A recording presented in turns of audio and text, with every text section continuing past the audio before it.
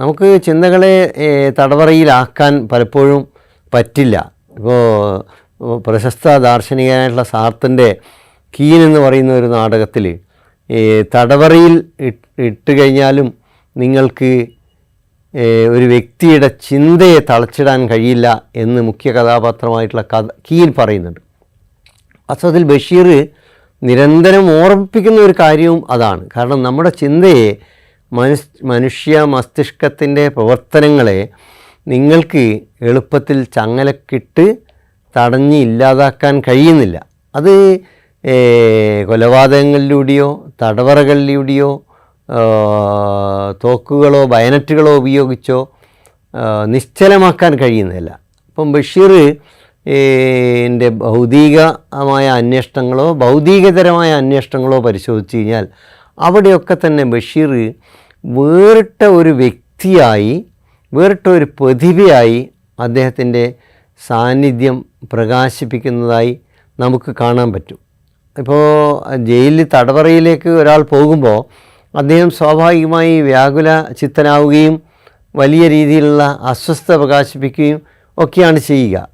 മറിച്ച് ബഷീർ ഈ തടവറയിൽ നിന്നും വ്യാകുലചിത്തനായത് ഈ പ്രപഞ്ചത്തിൽ ഉള്ള യാതനകളും വേദനകളും കഷ്ടതകളുമൊക്കെ ആലോചിച്ചും ചിന്തിച്ചുമാണ്.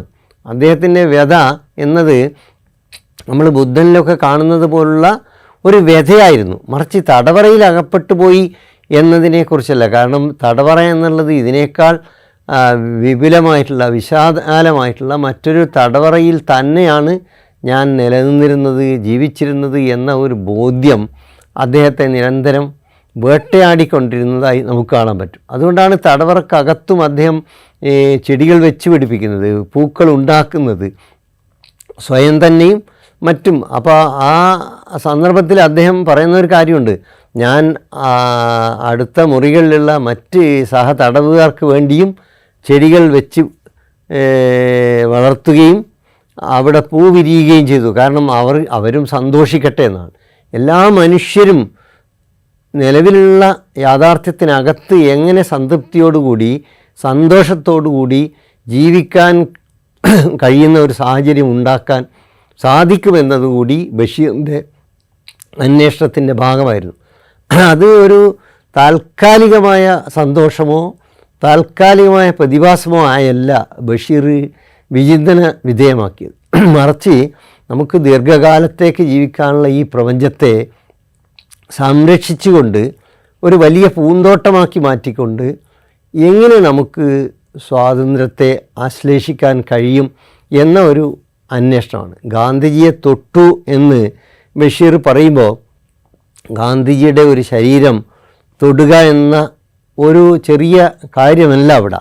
മറിച്ച് അന്ന് ഗാന്ധി പ്രതിദാനം ചെയ്യുന്ന ഇന്ത്യൻ സ്വാതന്ത്ര്യ പ്രസ്ഥാനത്തെ, ദേശീയ പ്രസ്ഥാനത്തെ, പ്രത്യേകിച്ച് ഈ ഗാന്ധിജിയുമായി ബന്ധപ്പെട്ട് വലിയ വിവാദങ്ങൾ ഒരു മറുവശത്ത് നടക്കുകയും കൂടി ചെയ്യുന്നുണ്ട്. പ്രത്യേകിച്ച് ഗാന്ധി ഉൾപ്പെടുന്ന ആളുകൾ കൊണ്ടു നടന്നിട്ടുള്ള മറ്റ് വിശ്വാസ പ്രമാണങ്ങളും അയിത്തം മുതലായിട്ടുള്ള കാര്യങ്ങൾ, വൈക്കം സത്യാഗ്രഹം, ഇങ്ങനെ ഒരുപാട് സാഹചര്യങ്ങൾക്കകത്താണ്. അപ്പോൾ ആ സാഹചര്യത്തിനകത്ത് നിന്നുകൊണ്ടാണ് ബഷീർ ഗാന്ധിജിയെ തൊട്ടു എന്ന് പറയുന്നത്. കാരണം ഗാന്ധിജിയെ തൊട്ടു എന്നുള്ളത് മുഖ്യധാരയിലുള്ള അന്നത്തെ ദേശീയ പ്രസ്ഥാനത്തിൽ സജീവമായ പലർക്കും ഉൾക്കൊള്ളാൻ പോലും കഴിയുന്നതല്ല. കാരണം അസ്പൃശ്യത പോലും നിലനിൽക്കുന്ന ഒരു സമൂഹത്തിലാണ് ഗാന്ധിജിയെ തൊട്ടു എന്ന് പറയുന്നത്. അപ്പം ഗാന്ധിജിയെ തൊടുന്നതിലൂടെ രണ്ട് ദൗത്യം നിർവഹിക്കുകയാണ്. ഒന്ന്, സ്വാതന്ത്ര്യ സമരത്തിൻ്റെ ഭാഗമായി ബഷീർ മാറുകയാണ്, ദേശീയ പ്രസ്ഥാനത്തിൻ്റെ ഭാഗമായി ബഷീർ മാറുകയാണ്, ഉപ്പ് സത്യാഗ്രഹത്തിൻ്റെ ഭാഗമായി ബഷീർ മാറുകയാണ്. അങ്ങനെ അദ്ദേഹം ഈ രാജ്യത്തിന് വേണ്ടി, ദേശത്തിന് വേണ്ടി, ജനങ്ങൾക്ക് വേണ്ടി നിലക്കൊള്ളുകയും അതേസമയം തന്നെ അദ്ദേഹത്തിൻ്റെ എഴുത്തിൽ ഉടനീളം തന്നെ എഴുത്തിൻ്റെ, വായനയുടെ, അപഗ്രഥത്തിൻ്റെ, അന്വേഷണത്തിൻ്റെ, പ്രണയത്തിൻ്റെ, സ്നേഹത്തിൻ്റെ, ബഹുസ്വരതയുടെ ഒക്കെ മാനങ്ങൾ നിരന്തരം വാക്കുകളിലൂടെ പ്രക്ഷേപിക്കുകയും ചെയ്തത് നമുക്ക് കാണാൻ പറ്റും.